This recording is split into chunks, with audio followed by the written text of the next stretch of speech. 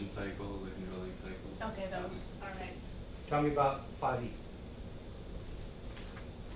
There is water, metal. Yeah, but what is it? What's the big picture? What does it mean?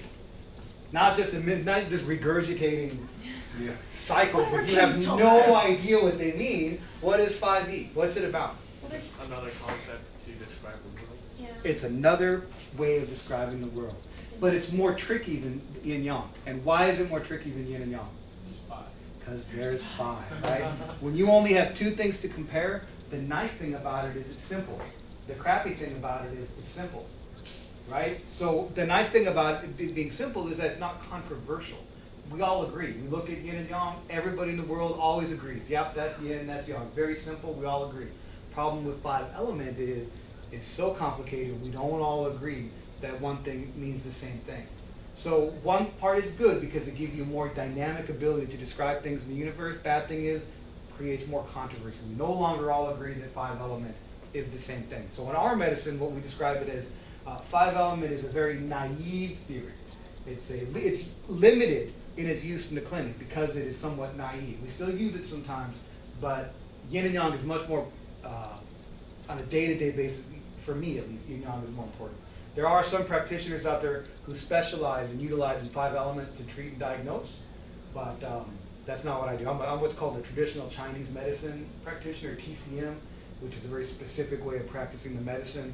The 5 element practitioners are a European sort of influence on how to practice the medicine. Good. What you guys? Somebody mentioned the controlling and the generator cycle. What does that mean? Basically, I guess it's a way of making sense of how different things relate in sort of power structure to each other. How does it relate? What's the generating cycle about? Like the idea of Create and destroy. yeah, well, it's not necessarily. It's not a Metallica album. Probably. More just, I guess, making sense of why certain things are able to, like why water extinguishes fire, why we are given like ash is good for growing things. Just kind of the idea of going through and each one of these things help to create each See, other. create and also, destroy. but then also that if one of them is ever in too much of an excess, it can throw off the whole cycle. That is the thing. Okay, that's pretty good, pretty succinct explanation of it. The way that we use it, did you guys learn that the internal organs correspond with the 5 elements? Mm-hmm. So the kidneys are your water element, right? The kidneys and UV are your water element. And that makes sense, right? Something to do with urine and water, that's pretty easy to see. Some of the rest of them are not as easy to see as that one, but they... Fire, heart. That one makes sense. Okay, but they correspond, the elements and the organs, they kind of have a correspondence.